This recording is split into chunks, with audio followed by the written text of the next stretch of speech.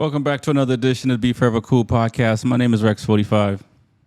And my name is TJ with Two Wheels and Coffee. What's going on, man? How are things? Everything's good, man. Finally got the street bike out All and right. get ready for, the ride this year. Got you. So I'm excited. And we obviously had some great racing. We said we wasn't gonna go to sleep the last time we spoke. So Right. it was a lot of racing a couple weeks, like a week ago. So everything's going good. Can't complain. How about yourself over there? Likewise, man. Can't complain. I'm fortunate my bike's been out, so I didn't have to bring it out. But did it feel weird bringing your bike out and pushing it around for the first time in months? Seemed a lot heavier, heavier than what it was. Yeah, it's a different weight, and especially riding and going around corners, you're like, wait, is this safe to lean a little bit? Because it's colder up here still, but Yeah. it's just knocking the dust off, really. I can see that. No, it's definitely it's a good feeling when you can bring the bike out, and this time of year, the weather is up and down, but at least it's a lot better than what it was in January or February. Yeah, not unfortunately, we didn't get a lot of snow this year. So, if you had heated gear, you could actually have been out there. But my preference is, a little, I like the temperature a little higher. Yeah. I feel you. It is what it is. You'll get the heated gear soon, I'm sure. So then you'll come out in January and be like, yeah, I'm ready. Yeah, one of my friends has the gear and he's bragging about it. He was the past couple of days, so he's trying to egg me on into another expense. Yeah, but he's loving it, isn't he? Or she? Oh, he's loving it. Yeah, he's loving it. Yeah. No, you can't beat it. Even down here, man. I mean, I saw somebody's one of these guys on YouTube riding down here, and he went out in the daytime, and then it got dark, and he was freezing. when it got dark, and that's the crazy part, because it's like I see a lot of people riding, and I'm just wondering, they have to be cold, especially sometimes in the morning. I'm taking my kid to school, it's still kind of dark out, and I'm like, this guy got to be cold. He no gloves on, just a t-shirt. I mean, he has to be feeling it. And it does warm up down here, so it doesn't stay cold for very long, but I find that below like 70 degrees on a bike and no sun, it's chilly. Well, that's all we got right now, so it's chilly up here for sure. You don't even have 70 degrees. Put on 2 layers. I'll put on a hoodie and then actual motorcycle jacket. Right. Some long johns, and we try to make it work. No, for real, you have to. So, and the same thing down here. So I don't know how some of these guys and gals do it, but they do it, and they get to their destination. So it is what it is. But yeah, like you were saying, it's been a lot of motorcycle racing, a lot of motorcycle news has been happening since the last time we spoke, actually. So I don't even know where to start. Do we just, we can start with, I guess we'll start with MotoGP, and we'll get into World Superbike and stuff like that. It's hard to figure out where to start, because at the end of the day, a lot happened. But the biggest thing is let's talk about the GP, and we'll work our way back, which might be a little bit weird. But the GP race, as everybody knows by now, Pecco and Marc Marquez got into it the last couple of laps in the race. And so neither one of them got points for the weekend, and that, kind of took away from, a little bit away from, what Jorge Martin did, what Pedro Acosta did, you know what I'm saying? And I forget who finished second place at the moment. Was it Bastianini? Right. Was it for the GP race you're talking, right? For the GP race, was it? It was Acosta, Bastianini, and Martin, right? Yes. Yeah. So it took a little bit away from that. So let's talk about the incident. You've been riding, I've been riding. We're no MotoGP ex riders or current riders or anything like that. What are your thoughts on it? Who Do you go with what race direction is saying that it's just a riding incident? Uh, is it on Pecco? Is it on Marquez? Who should have known better in that situation? Um, I think Pecco should have known better in that situation. But I also think, um, I guess it's just the where it was in the corner. Um, I do think it was just a racing incident, but I have my opinion on, if you pass somebody, how you try to make it safe for both of you guys. But I think it was a racing incident, but I also think that Mark knew what he was doing as well, and he thought he could probably just overtake. That was his probably only chance, and just stay in front without Pecco making a move. And like you said, they're both dominant riders. So Okay, so I will ask I, this: Did Marquez change his line? he tried to use maximum grip. Yes, he tried to he tried to use maximum grip just to keep going, pushing him. I think he could have rode that line much wider out to the outside. And he And would have got obviously, he would have got passed, but yeah. I mean, they would have yeah, stayed Pecco would have probably came up on the on inside. his left And side, I don't passing, but the and I don't know next what the corner next was turn. right. Right, I was gonna say I don't know what the next corner was because if Mark was on the outside and the next one was a right turn, he would have been on the inside. Exactly. So he would have got that corner, but with I think it was 3 laps left with all the adrenaline intensity, you just want to take the position and try to hold it as soon as you can. But going down that hill, I don't know if Mark got a draft, but that's when he probably couldn't slow down and he went past Pecco. Oh, I don't think it was a Um, breaking thing. I think he deliberately because from some of the interviews he mentioned that he felt like he can push some more, so he was pushing. But it did, it seemed like he tried to cut off Pecco's nose, and I think in situations like that, normally Pecco's the type of rider that would let that happen.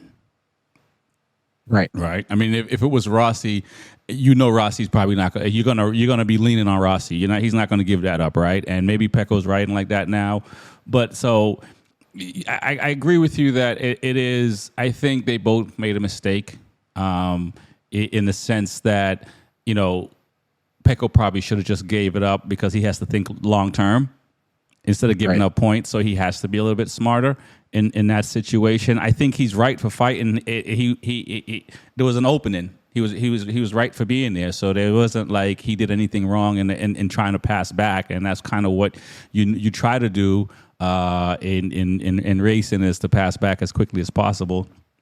So he was doing the right things. Marquez changed his line, and I even think normally they would have probably just touched and stayed up. So I thought it was odd that they went down. In all honesty, in situation, I mean, you saw, me too. you saw. I think it was Maverick and Jorge, somebody, or Marquez and Jorge. Martin, and they both touched and they stayed up. And yeah, I don't know. There was an instance. I think it was Marquez and Vinales too, right? That might have been in the sprint. I don't remember, but no, so that normally happens, and normally they stay up. So the fact that they both went down is the part I thought that was odd, because they touched and like they came apart, but then they went down. I think Mark got hit a little bit from the back, so me and Pecco must have accelerated, because he probably had more drive coming out of his angle in the corner. Right. But I thought they would stay up as well, and it was pretty shocking to see them both slide out. I also think there was a build up to that. Um, the boy Pedro Acosta has been riding amazing, and he was in front of Mark for a couple laps, and he actually was attempting to pass Pecco a few times, and I'm sure Mark saw what was going on. Right. Pedro finally got by him, and then Mark was like, "Okay, Pecco must be losing traction or something, so I have to make a move," and that's what happened in that corner. I mean, that's my observation, because Pedro was you know passing him a few times, trying to hold on, and he would get by, then Pecco would get back by him, and then he finally made his way past, Right. and then it was Mark behind Pecco. So So yeah, so it'd be interesting to see. I mean, obviously, I don't think we'll ever know what Ducati said to either one of them. You know what I mean. I think, if I had to guess, they want the factory team to be in first place, right?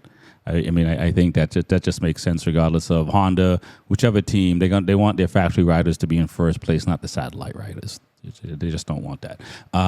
So I don't know what's said. I mean, I think it's one of those things that's unfortunate because they both suffer from it. So not in this instance, there's no winner here, right? It's not, they're both losing points. Mark Marquez probably feels like he has a good shot at the title. Most of the world that follow motorcycle sports probably think he has a good shot at the title. So that's, you know what I'm saying? So from that perspective, it's not a good look. I mean, I think, outside of that, it's tough to see, but I kind of figured it's motorcycle racing. Something like that's going to happen, regardless if it's the two, if it's those two guys or some other riders.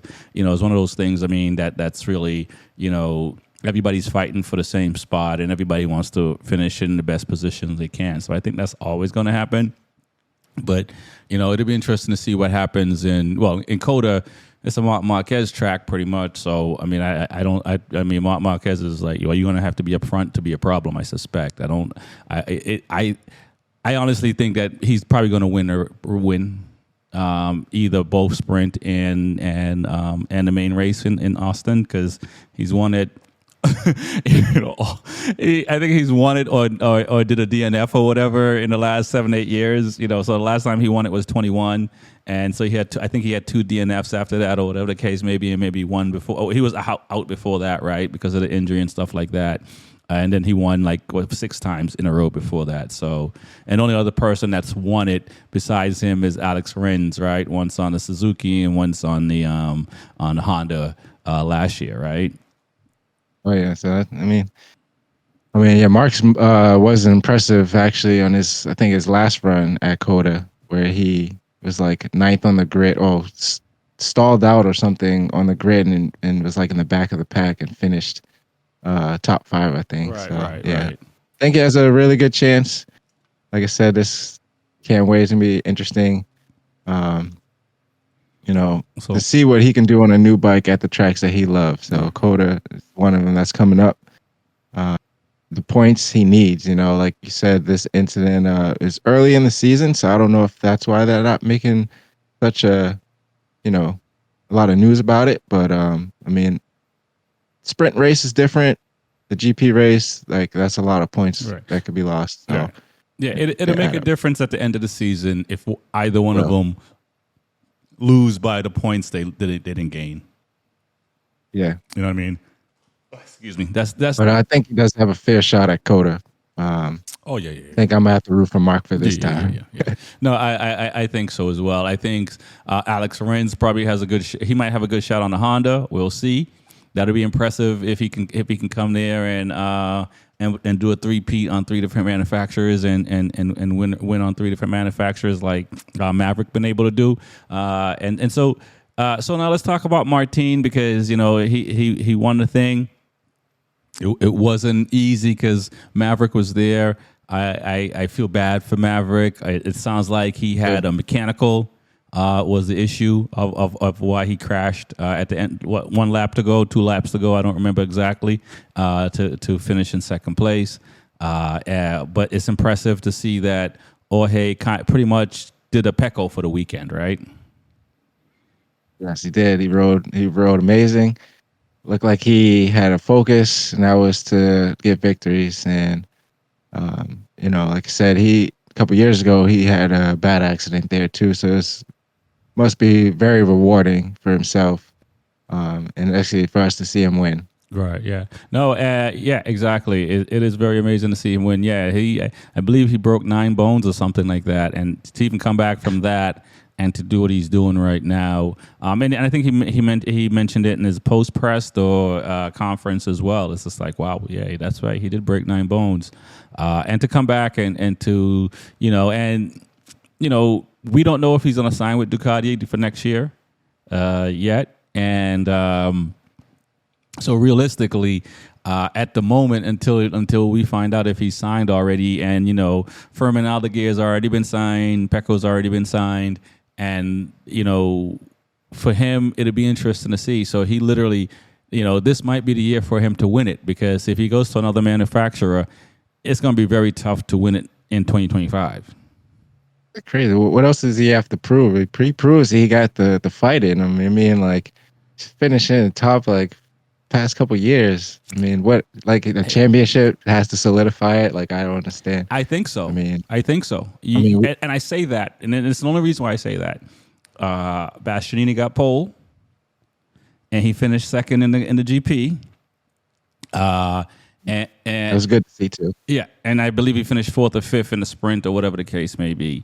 So if Bastianini continues to finish in the top 5, how do you not sign him back? I guess. I mean, I know he was down for a while, no fault of his own, right? So it's not like he. Right. It's not like he had. Now, I'm a big fan of Morbidelli. I don't mean to pick on him, but Morbidelli's had surgery and struggled harder to come back. Bastianini has done a better job coming back, even though he took himself out, coming back and then taking himself out of race and other people out of a race last year. As far as the end of the season last year and so far, and if Bastianini, get like 10 pole positions through the year and wins, I don't know, 5-6 races, is he not deserving to keep his factory seat? That's what makes it so interesting. We're gonna have to wait and see. You see what I'm saying, though? I agree with you. I agree with you, though. So if that does happen, then yeah, he would need a championship for sure. For sure.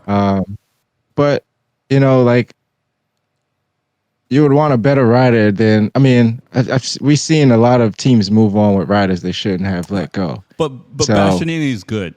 Like he's good. I'm not saying he's good. And like I said, he the second race of the season, he got pole. Right. So he has onto a good start for sure. That's what I'm saying. So I don't know if you have it in front of you where he's at in the championship. But again, I mean, I think for both, I do believe Bastianini does have to finish in front of Jorge Martin to retain his seat for sure. So which means he needs to, if neither one of them win the championship, he has to finish in front of him to keep his seat. And I believe Jorge would have to win a championship to get that seat. Oh, yeah, well, Jorge's off to a good start. I mean, it's going to be a battle, man. They both are. That's what I'm saying. They both are good, at a good start for that. And the crazy part is it's not only them fighting for the factory seat. Right? Yeah, no, it's... Whoever's in head of Ducati got some feelings are going to get hurt no matter what. Exactly. So that's the thing. And the question is this, right? And the only thing I think about with Jorge, does he have the patience? Does he have the patience to wait it out? Because Jorge Lorenzo didn't have the patience, and for good reason. I mean, I'm not, for good reason, right? But he signed with Honda before he sorted it out with Ducati, and then by the time they sorted it out and were winning and up front, it was already too late because he already signed a contract to go somewhere else. So in Jorge Martin's case, you hope he wouldn't sign to Aprilia. I mean, it really is only Aprilia is the only option.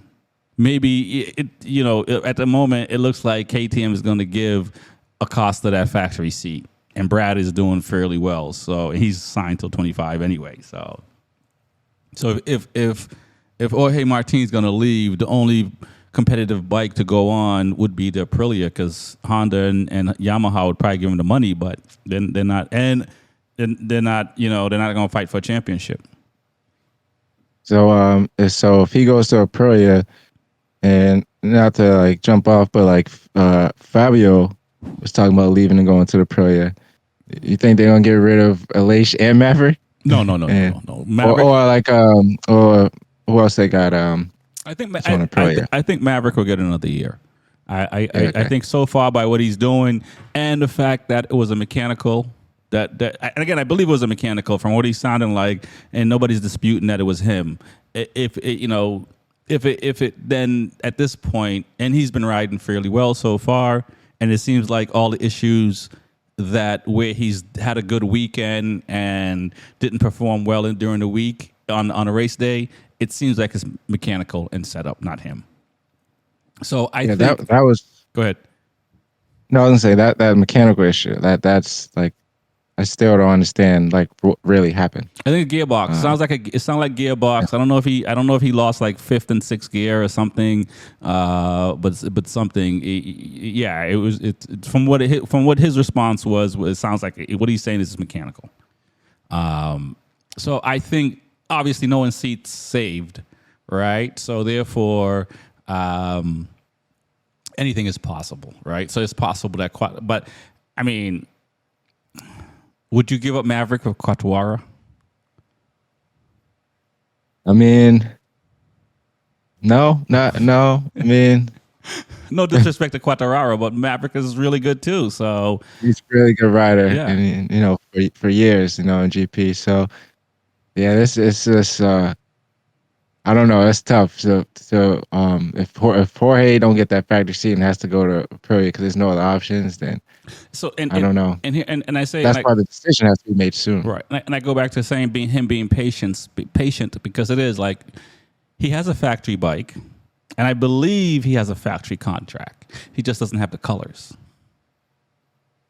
So you know you see what I'm saying? Like Furman Alligator has a factory contract as well with Ducati, but he does. Who knows where they're gonna put him? So when I say be patient, it's just kind of like, bro, you got a 24 bike, you got the money, you don't need to be in all red. I mean, I wouldn't leave Ducati because I didn't get all red and I got the bike. I mean, that wouldn't be smart. I mean, to go to a different manufacturer when you got the best manufacturer right now. I mean, like you said, he should be patient, and we know his level. He's always jumping around. It doesn't seem like he's a patient guy. Listen. I was going to say that earlier, but you know that's I was dancing around. Like he from last year to now. I think you know Pecco showed he has more patience, right? And so I hope like the whole I need to be on a factory color type of thing doesn't you know make him make a decision that puts him on another brand because Ducati's going to win for the next I don't know 4 years unless Honda, KTM. Well, KTM's the closest one to win the championship, and the closest one with Brad and possibly Pedro to win the championship. Outside of that, you're gonna have to, like I said, you got six ducks to go through. So, you know, I think for him, just ride, win the championship, and if he wins the championship, he'll get the factory seat. You know what I'm saying? But Yeah, if he signs early to somewhere else, and then if Ducati stops giving him updates because he's leaving, you know. yeah. And now to play the game, right? Yeah, it's like we've seen it with other riders in the past. You know what I'm saying? All of a sudden they're leaving. They're not seeing any of the latest updates anymore. They're not. It's like They're finishing seventh, eighth. you know what I'm saying? And Ducati didn't do that with Jack Miller when Jack Miller went to KTM, right? So I know they haven't done that to everybody, but I think they kind of did it with Dovizioso. You know what I'm saying, towards the end and stuff like that. So, you know, it's one of those things where, you know, I hope that doesn't happen. So, I like I said, Bastianini he's putting himself in the best position to retain his seat. And, you know, that's something else that's something, you know, Jorge Martin is dealing with fighting off Pecco, but at the same time, it's like he got to fight off this other dude too, because he has to be better than both of them. I mean, not to say better than both of them. He really needs to be better than Bastianini. But at the end of the day, he needs to be better than both of them because, you know, outside of that mistake between, you know, Marquez and Pecco, and I don't think, and usually Pecco, you know, even Marquez, they don't usually make those mistakes twice in the season. You know what I'm saying? So, so I don't think you're going to see those silly mistakes happen like that too often, and you know, but you know, like I said, so I think that Jorge Martin, you know, he's gonna have to keep his cool, but he's gonna have to fight against Bastianini. You still got Alex Marquez that's looking for his seat. I know Bezecchi's gonna come into his own eventually because he's finishing up in the top 8 right now and stuff like that. So I think eventually once he gets his qualifying up, you know what I mean, and get that feel for that bike. I think he's gonna be closer to the mix, but you know, so Yeah, I think so too. I also think that Pecco, um, a lot of his mistakes usually happen early in the season. He usually tightens up and he finishes strong. For the past couple of years, seeing Jorge start off very strong and make a lot of mistakes towards the end of the season as the crunch time comes. Mm-hmm. So I don't know if Pecco's just getting his mistakes out of the way. I mean, I'm not saying that was his fault, but it just looks like he wanted to take that line back immediately, Right. and then both of them got taken out. And I'm sure they won't make that mistake again, like you said. And like I said, I've seen Pecco make a few mistakes early in the year. Like I think last year, 2 years ago, Oh yeah. Pecco dive bombed at Loseo under Jorge Martin, took them both out. Right. Exactly. Exactly. Yeah. So I don't know if that's something that he tries to get the underline, but No, I I, it's compl- something. I completely agree. And so let's go into now. Let's talk about the KTM people a little bit. KTM's look really good. You Oh know, yeah, I I'm, Brad Binder is I own two solid. KTM's. I'm happy for that. Good choice. Good choice. I also have two Ducatis No, too. it's So oh yeah, another good choice. so I have a Suzuki. It's not in the league no more. So oh, but listen, you got a championship, don't you? yeah, So in recently, got a because Yamaha. yeah, well, exactly. Uh, Yeah. I'm happy for Jack Miller. I think he had a pretty good weekend overall. Um, I believe he finished what, fifth Yeah. I think he finished fifth in the in the Grid Yep. GP Fifth. because Yep. Pedro was third, Miller fourth. I mean, Brad fourth, and he was Brad fifth. Binder was third or fourth. Right, Yeah, fifth. they finished Um, all three in a row. yeah, all three in a row. So that's good to see. I'm rooting for Jack because I mean, I think he'll probably stay in KTM to some degree. Maybe he might go to a different brand. Who knows? Maybe he might go to Honda or somewhere else because the way that Pedro's riding right now, it's going to be hard to sit here and say he's not going to get a factory seat. That kid is riding on a different level. Like something I didn't expect. Like he has like no fear. I mean, I know they all got no fear, but it's just like his level of focus. It's like I don't know if he's just got that look on his face all the time, but Well, uh, he is, he- but like I think, like Marquez pointed out, all the riders that come from Moto 2 these days carry a lot more corner speed than right. the GP riders, but they don't know how to manage the tire well. You know what I mean? So, and if you think about if Pecco and Mark Marquez didn't crash out, and if Vinales didn't crash out, it might have been different. You know what I mean? True. So it's not to say a win is not a win, and whatever, right? But when you crash out and somebody win, you know what it is, right? You got to recognize like, okay, well, I still got to be better than these guys because they're not going to always crash out. You know what I'm saying? So I do. I'm very impressed with where he is, but I think as the season goes on, and there's going to be still a lot of tracks where you have to manage a tire fairly well. We'll see how he does with that. But will he be a top 8 rider by the end of the season? It's possible. I still don't I think believe. it's possible. Huh? Say again? I think it's possible. Yeah, I think top 8 by the end of the season is realistic. At the moment, I don't believe he'll win the title because there's just too many good riders. You know what I'm saying? Brad still has something to say.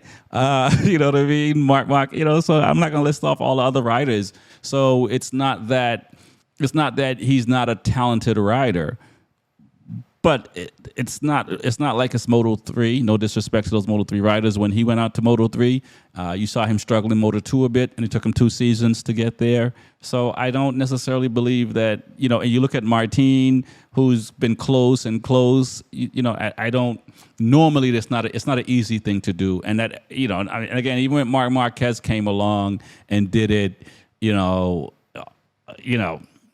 it's we'll see. You know what I mean? That's something I think that we'll have to wait to see on. But I do believe he'll probably end the season in the top 8 if he continues to finish like how he's been finishing. You know what I mean? But I don't. You know, I don't see him at the moment. I don't see him like smacking up the whole field and beating them straight up and nobody crashed out. I don't see that. Yeah. I was gonna say, he seems pretty close. Like I said, top 8 is a solid, uh, uh, you know, choice for him to finish. But if he gets closer, like I haven't seen him rub any paint. I haven't seen a wing fly off yet. Like, he has to get a little closer, get in the mix with these guys to be fighting. Oh yeah, he's scratching the hell out of his belly pan though. Oh my god. Yeah. He's the KTM guy's like he's the first rider that's leaned the bike over that much that the fairing is rubbing. You see it on the side with on both sides. You know what I mean? So yeah, he's using that lean angle for sure. All the grip. For sure. But yeah, he gonna have to rub some fairings and some, like we've seen, they be leaning on each other. Like all the other riders, tires touching shoulders and all that stuff. So right. No, so I don't see that, but it's very impressive to watch. The guy's a talented rider. The cool thing about him is that he's making decisions that is safe. That's the best way to put it. He's riding well. He's what I'm saying. He's not coming in and making corner and taking. He hasn't been really making bad choices outside of managing a tire and stuff like that. Like he's been doing all the right things. So hopefully that will continue. And I think as he gets to know that bike more and more, yeah. I mean, who knows what the end of the season's like? But like I said, there's a lot of other talented riders. That he's gonna have to he has to step his game up a little bit to be able to just straight up beat them. Well, it's pretty cool too that hopefully that steps up Jack Miller a little bit.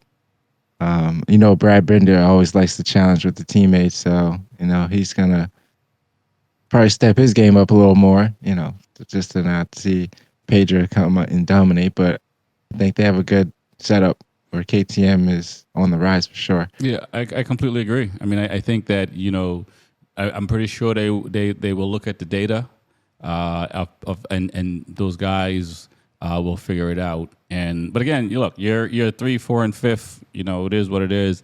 You know what I mean? So that's really hard to especially in a field of 8 Ducatis. That's pretty impressive. So far 2 rounds of racing, and MotoGP has not disappointed. Nope, not yet. I mean, there's every rider that has a scenario. So, and just every race counts right now. So right. it hasn't disappointed at all. So as of yet. And and so let's get into Moto2 a little bit, and Aaron Canet, man. Well, like you were saying, for a win's a win, but he still has to do better because he was in second. But I'm happy for the guy. I'm happy for the guy. He finally got his first win. But like you said, a win's a win. He still had to ride really hard to get that. And after all the second places and all that stuff, I know 15 of them. It was good to finally 15 second places. And on one hand, I would love those 15 second places. I would too. You know what I'm saying? Like, on one hand, I'm thinking like, man, you know what? That's really good, right? But I still get standing up there, right? Right, but I get it. I get it. You want that first spot because honestly, I have a lot of second places and third places now myself, but not a lot of first places. So, you know what I'm saying? So I get it. You know what I mean? You do want to, everybody wants to win. So I get it. But, how to be in the first loser. Yeah, exactly. I was definitely happy for him. It's definitely good for that brand. I think it's the Finetti brand or something like that. They bought the VR46 team. Celestine rode with them last year and left, I believe halfway through the season or the end of the season or something like that. and for Aaron Canet to get on that seat. And I believe it was Pons Racing left last year, right? So he was out of a seat anyway last year because they left they left the MotoGP. And so to come out there, give those guys a win. He's been in Moto2 for a while now. One of the he's starting to get long in the tooth. The chances are these guys are not going to make it into MotoGP. Just because the way MotoGP right now is, they're just taking young riders. It's not because he doesn't have the skill set. So don't give me any bad comments or anything like that. It's just the way it is. Joe Roberts finished second place. Another guy, I think he may have missed his opportunity for MotoGP as well because he had the opportunity to ride with the Aprilia when it wasn't bad and he didn't want to go. But now, as a 25, 26-year-old rider, that it might be hard to get in MotoGP if you're like 26. Yeah, he's gonna probably have to win the championship. Well, even then, no, seriously, even then, because think about it, like Yeah. if say Joe Roberts won the title, who's going to take him? He's going to have to go back for another Yeah, I year. mean, yeah, he's gonna have to, like I said, it's tight in GP right now, and Yeah. it's only gonna add another year to him. But yeah, they're shooting for younger riders, or just trying to build a resume to give yourself a chance, mainly. Yeah. So Be the we'll only see. way. We'll see. I mean, obviously, Joe Roberts win one. He has talking points, and the American racing team is there for him. It's not American. Well, the Roadhouse team is there for him, and so it would make sense for them to have an American rider rolling with them. Not necessarily needed, obviously, but the way Raul is riding right now, and Alvaro didn't really have his best outing at his home track. Right. You know what I'm saying? There's an opportunity maybe for Roberts or Canet to go to one of these teams, but chances are it's that like, you look at 19-year-old Pedro, you look at Pecco when he came in, you look at Martin when they came in, Quartararo, all these guys came in early 20s. Yeah, right. They all came in early 20s for sure. That's a fact. Zarco was the last one that came in older. Yeah, man. I don't know. They keep shooting for Moto2, or then they can't get in GP. The next move is World Superbike and venture out, Exactly. test riding. Now, so off from Aaron Canet, Joe Roberts rode well. Happy for them. Happy for the American team. Furman Aldeguer, man, jump start, double lap penalty.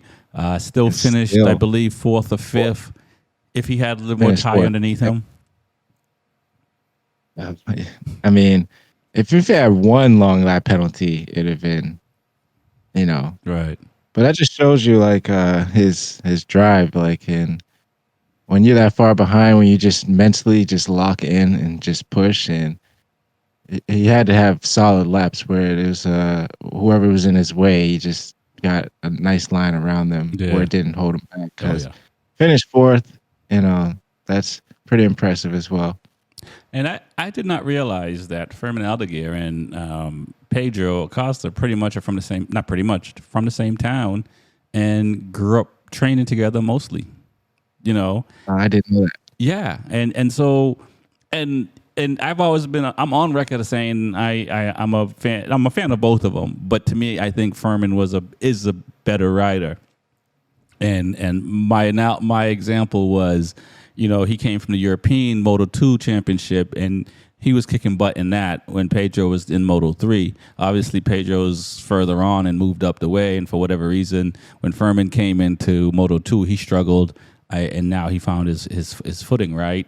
But nonetheless, and he has a contract already for 2025 for 2 years on a factory thing. So, he got the better contract. Going into MotoGP, even though it's a year later, and to see what he did in the race this past weekend, is he going to run away with the championship if he doesn't make any mistakes? We all know mistakes happen. Can Lopez stop him, his teammate, who crashed out leading? Aldeguer had such an amazing run last year towards the end, winning 4 in a row, something like that. 5. So I really see it. I really see it. I mean, if Aaron Canet um, can continue to fight the way he's doing, then maybe it might slightly change. So, But we got uh, Canet, we got Lopez maybe, and we got Roberts. and Aldeguer's three Well, we're fighters. saying Aldeguer is the one to run away with it. So we got Oh, three okay. because Albolino. I'm not sure what's going on with him there. Right? Uh, who else? Yeah, I mean, uh, I don't know, Vietti, Igor, but Well, you know, Iagura for Sam Cat Tantra, Iagura, Celestina Viete right now, like I he has to ride better. He has to start riding better sooner. You know what I mean? He may have a seat waiting for him in Ducati in the MotoGP. Who knows? Whatever, right? I don't know, but like I forget where I think he finished sixth, all right, or eighth or something like that. Viete. let's see. So He finished seventh. finished seventh. So that's Yep. decent, right? Considering where he started, but he's gonna have to one on that KTM. He's gonna have to finish better. They have higher expectations than that, and I was hoping he would have just switched teams and would have done like what he did when the season started and he was running well in the beginning and the year before how he was running. So, at the moment I gotta say Joe Roberts, Aaron Canet, Lopez, if he could stay on the bike, which it sounds like he can, which I think he will be able, he'll figure that out. Furman Aldeguer, so far, two rounds in, these are the standout guys.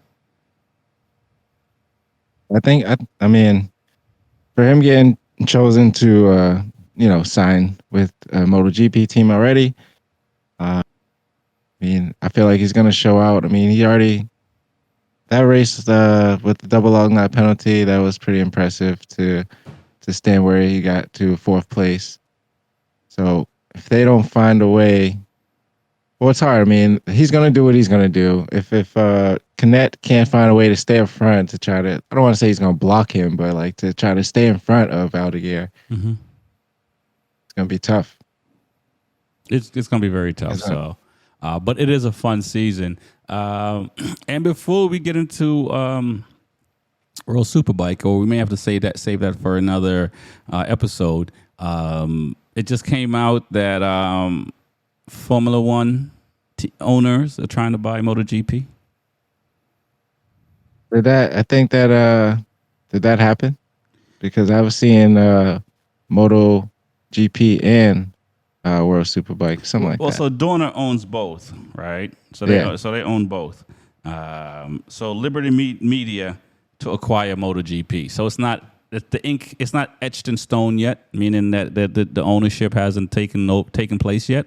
But they're in the process of it. It sounds like I don't know what it's like to buy companies outside of the U.S. and stuff like that. So I don't know how much they have to go through and who has to approve what and all this fun stuff. But at the moment, it sounds like this Liberty Media company is going to own MotoGP, World Superbike, and Formula One.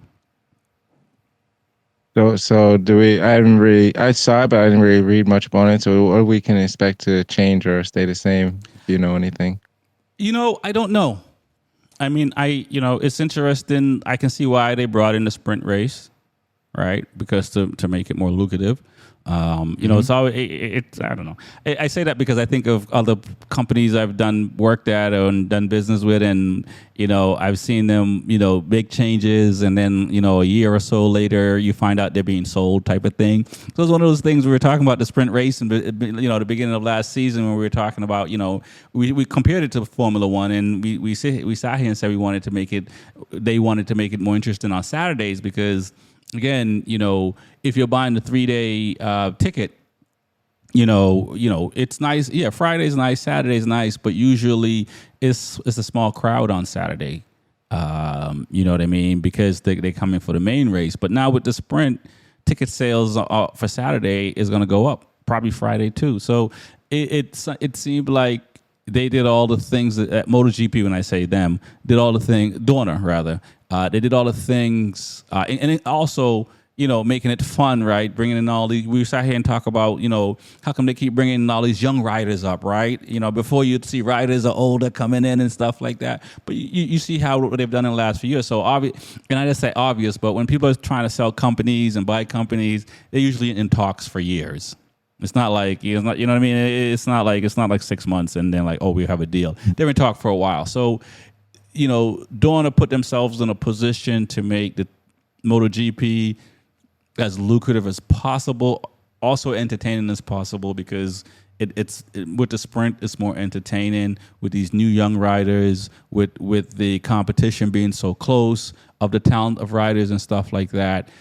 There are going to be more people watching and going and all that fun stuff. So it's like I'm sitting here when I saw that, and it was just kind of like, that's why they did all these things, to put themselves in a position to sell. And what I'm hearing is over $4 billion, which means they'll own World Superbike, probably Moto E, MotoGP, and whatever else that Dorna owns, essentially, and which makes sense because those guys are getting old, right? you see those guys, they're getting old. So Not the riders, the behind the scene guy, the CEO.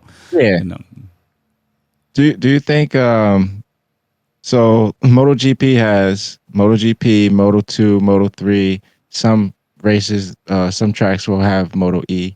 And then World Superbike has the Superbike, Super Sport, and they have the 300, right? Yep. And then they have the women's league this year. Right. So do you think there's too much for, like, say, MotoGP, or where they stand now, there can be too much entertainment? Like, they added the sprint race. What do you think they can add more to keep people like occupied? Do you think, like, if they have too many races that not everyone will show up to see all of them?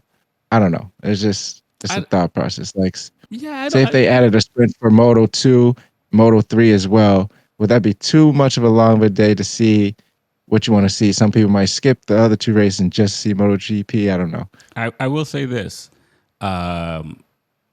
I think World Superbike and MotoGP should not be on the same weekend. Right? I think that shouldn't. I think that shouldn't happen because, like, then I know scheduling and all reasons why that does happen, and it's not every weekend that it overlaps. But I think that's for me, I'm just watching more racing, so I'm not complaining about it on one hand. But you know what I mean? It is a lot of racing. And if you're following, it is. What I'm saying, you're not going to go to two different. You're not going to go to World Superbike and MotoGP. Excuse me. Right. If you're a fan and you want to go in person, right? So I do think that should happen. But it's only recently that is the amount of racing we've been seeing. So it's still new. So I don't know if it's going to get tiring. I don't think so.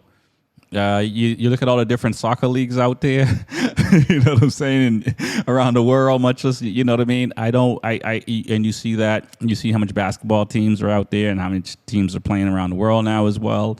So, no, I don't think so. I think that the sport is continuing to grow, and that's where we are. The riders will tell you it's probably the safest it's been. As a spectator, it seems like it's the safest it's been from just watching. I'm not on the track, so you know what I mean. And they are doing the website is a much better. It's easier to navigate nowadays than before. So from all that, it's a win-win. So yeah, I don't know if it's too much. You know what I mean? But I maybe one start when one finishes type of thing. You know what I'm saying? So there's no off season for us. We can just watch World Superbike when MotoGP ends and then, MotoGP starts again. I don't know. Formula One, I haven't been to a Formula One race, but they seem to know what they're doing as far as putting on a show. So I think it's going to get even more spectacular. And so, I agree with you that World Superbike and MotoGP shouldn't be on the same weekend. That was such amazing for, like you say, as a spectator, because I can just flip back and forth and just watch all types of riders on one weekend. Right.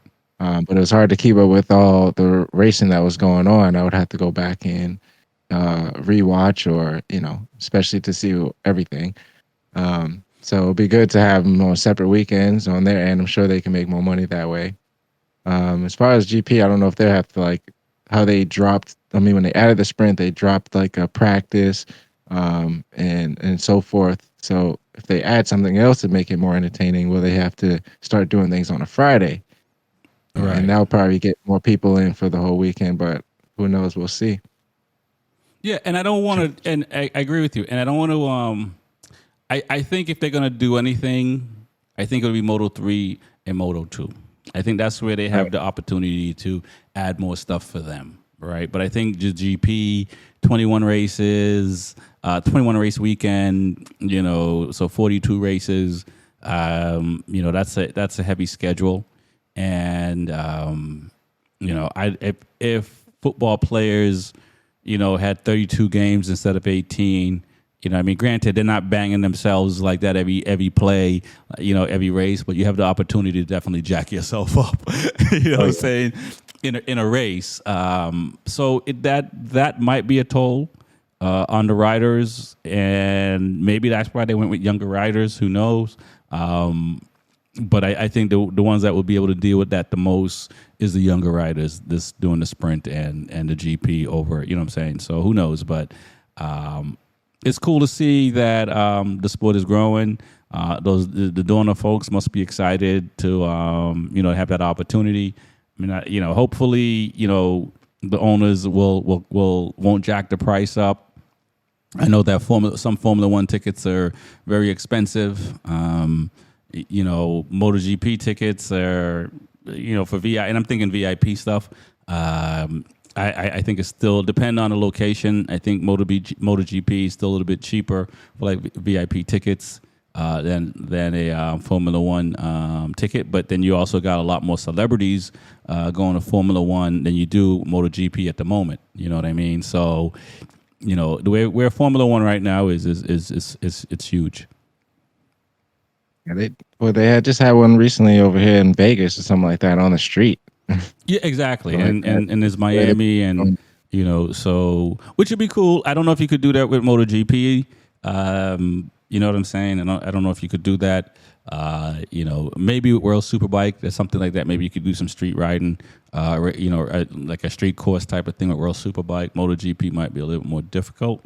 And because and especially with the rules because of the runoffs and all that stuff, it'll be a different race, right? It might be Island Man TT American version or something like that, not saying on the streets type of thing. But it's possible, or maybe the smaller bikes. You know what I'm saying? So who knows?